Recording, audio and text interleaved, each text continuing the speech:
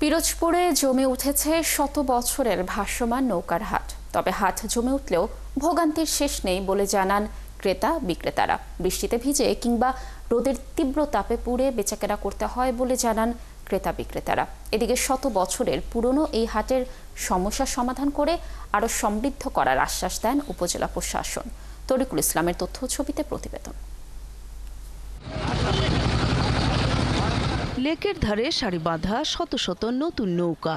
বর্ষা মৌসুম এলে পিরোজপুরের আটঘর কুরিয়ানায় জমে ওঠে ভাসমান এই নৌকার হাট। বছরে একবার ব্যবহার উপযোগী এই নৌকা কিনতে ভিড় করছে বরিশাল বিভাগের বিভিন্ন জায়গার মানুষ। ক্রেতা বিক্রেতারা জানান, বছরের আষাঢ়, শ্রাবণ ও ভাদ্র এই ৩ মাস জমে ওঠে ভাসমান এই নৌকার হাট। সপ্তাহের সোম ও শুক্রবার ক্রেতা বিক্রেতা সহ দর্শনার্থীরা ভিড় করেন এই হাটে। আমার ছোটবেলা হইতেই আমার বাবার সাথে আছে, আর ওইভাবে এখানে কেনাবেচা করিয়া যাইতেছি। কিন্তু নৌকা কিনছি 3500 টাকা, আমি গরুর ঘাস খাই। আমাদের আটঘর হাটে প্রায় 200-250 নৌকা বিক্রি হয়। আসি নৌকা কিনতে তারা আরও জানান, হাটটি ভাসমান হওয়ায় কখনো কখনো বৃষ্টিতে ভিজে কিংবা রোদের তীব্র তাপে পুড়ে বেচাকেনা করতে হয়, যা তাদের জন্য ভোগান্তির কারণ হয়ে ওঠে।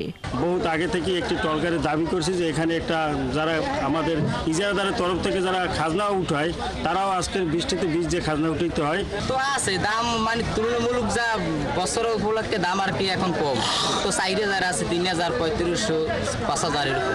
আমি একটু ওই নৌকা কিনতে আসছি, ঘাস কাটবো, মাছ ধরবো, একটু 8 যাবো, পেয়ারা কিনবো, পারবো বেচবো। শত বছরের পুরনো এই ভাসমান নৌকার হাটটি আরও সমৃদ্ধ করা হবে বলে জানায় উপজেলা প্রশাসন। যারা আসে তাদের সুযোগ সুবিধার কথা আমরা ভাবছি, আরো কিভাবে তাদেরকে একটু আরো ভালো ব্যবস্থা করা যায়, রাস্তাঘাটের কিভাবে আর একটু উন্নয়ন করা যায়, সেই সব চিন্তা আমাদের রয়েছে। প্রতি মৌসুমে এই হাটে 15 থেকে 16 কোটি টাকার নৌকা বেচাকেনা হয়। নূর তাজমিন নীর, 71।